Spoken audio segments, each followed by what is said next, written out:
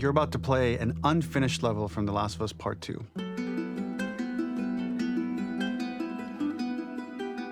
The reason we added this section is there are a few sequences, and we picked the 3 of the best ones, that we cut from the game. Often we build a game that's much bigger than what ends up being the final product. They were months away from being finished, but we wanted to give you an insight of what it's like when we built a game, because often we have this whole thing constructed and it doesn't have final art or audio or dialogue. And here you get to see the building blocks of what it's like when we first string a bunch of these levels together.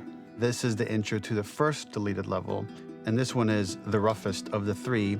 We wanted to show more of how Jackson operates. So this is the festival where Ellie ultimately kisses Dina. This sequence would have come very late in the game as a flashback sequence while you're in the farm with Dina.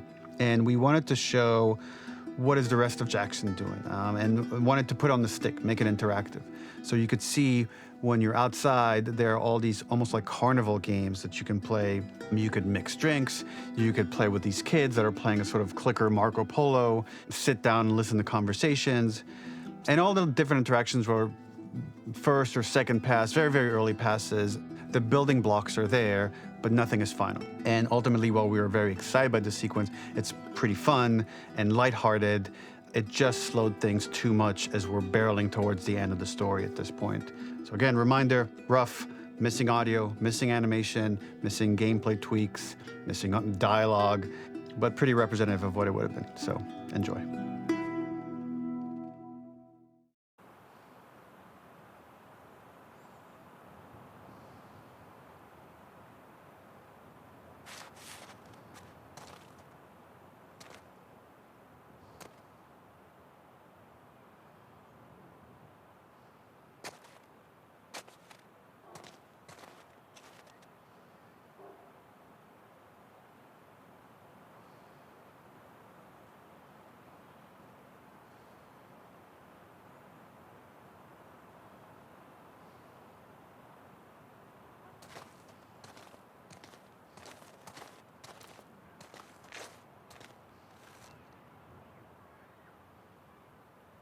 Originally, this level was going to transition us to farm.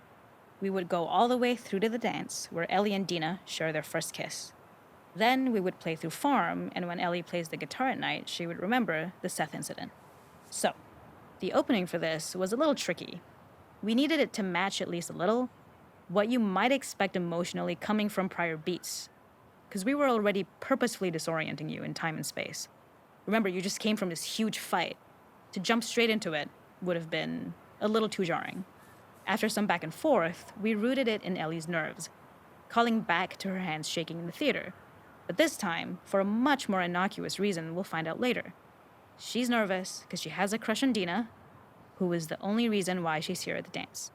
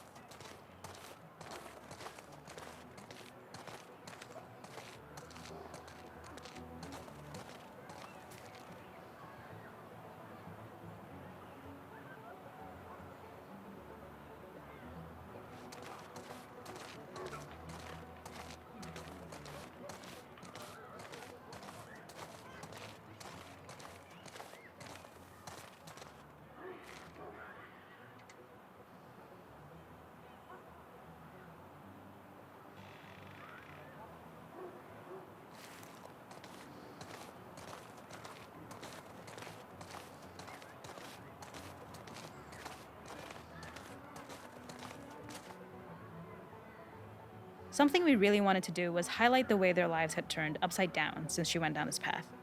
We had this idea of recontextualizing all of our usual gameplay mechanics that were designed for really violent ends. The workbench, door bashes, throwable weapons, and even the infected, which is my personal favorite. Peppered throughout the level are moments of levity or shared history, all the while seeing how happy and mundane they all were before her huge revenge odyssey.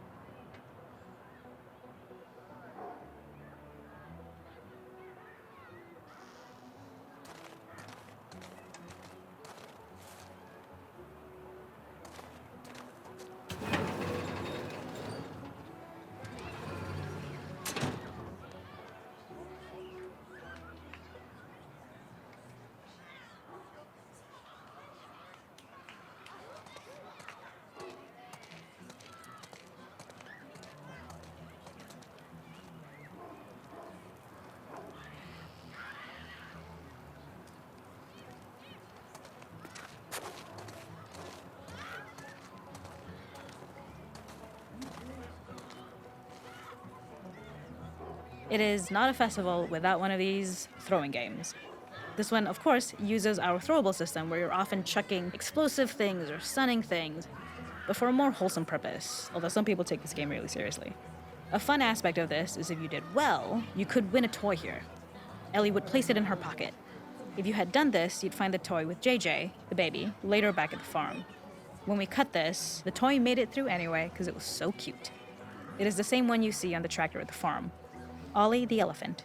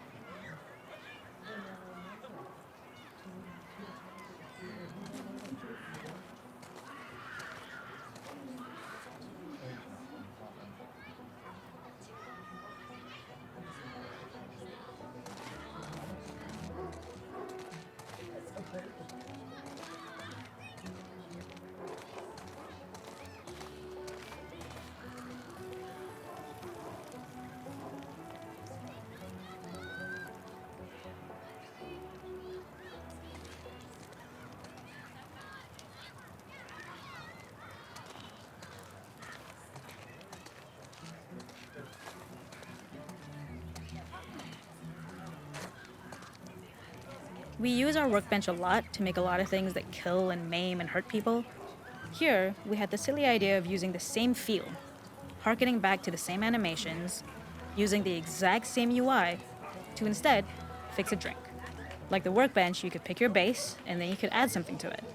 And at the time, we had some different reactions from Ellie based on how strong you chose to make the drink. Something we wanted to prototype though, before it got cut, was picking up some ingredients around to add, like a lime or maybe a bottle of someone's favorite whiskey or salt, like you were earning upgrades. We also toyed with having Ellie carry around the drink you made and occasionally sip it, psyching herself up to go talk to Dina inside because she's nervous. It got too noodly though, because she would need to keep placing it somewhere before she did anything, so it would have ended up more trouble than it was worth.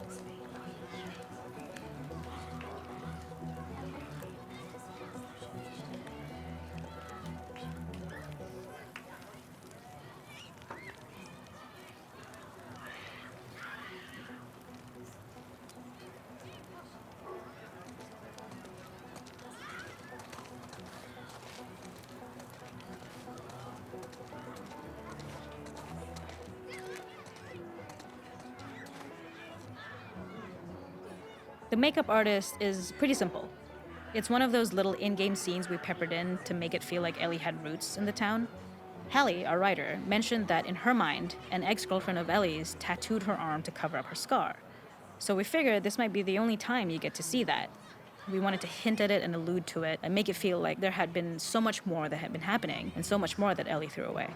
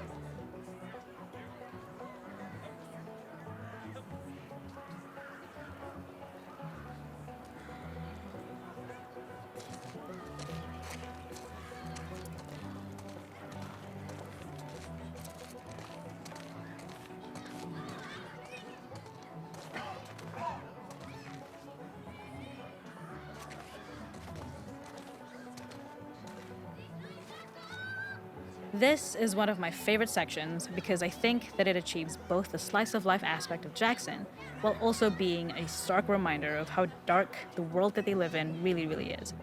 To attract attention and curiosity, one of the kids was supposed to make this adorable, messed up little clicker impression and the others would giggle. We tried a version where if you got close enough, the kid might try and follow you a little before turning back. Since clickers are blind and move by echolocation, for this game of messed up tag, Ellie must close her eyes and listen for when the children give themselves away. The thought was that these kids are in relative safety. They still grow up with the dangers of clickers and runners, and all those lessons would embed themselves in the games that they play. When the festival got cut, they tried to preserve this moment and move it to the front of the game where the snowball fight is, as a tutorial. However, being in the headspace of a clicker doesn't really teach you how to deal with them. Eventually, it evolved, and they instead made the snowball fight, which was, I think, way more effective. For me, it's character illuminating that not only does Ellie know this game, she plays along. There's a familiarity with the kids that's really nice to see, especially because it's such a difference from the Ellie we see later, who has a sort of hollow normalcy that she's trying to get with JJ, but kind of fails.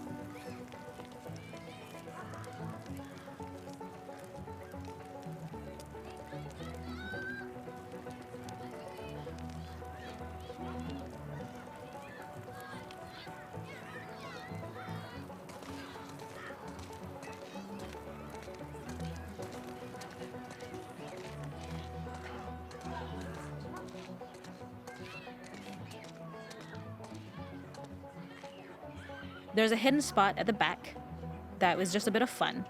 It was highlighting Jackson's normalcy with something we would find in a real world. In the back, you would find teenagers finding some alone time with each other in a dark corner of a party. It was rewarding the player for peeking into a hidden corner, but ultimately redirecting them back to the festival.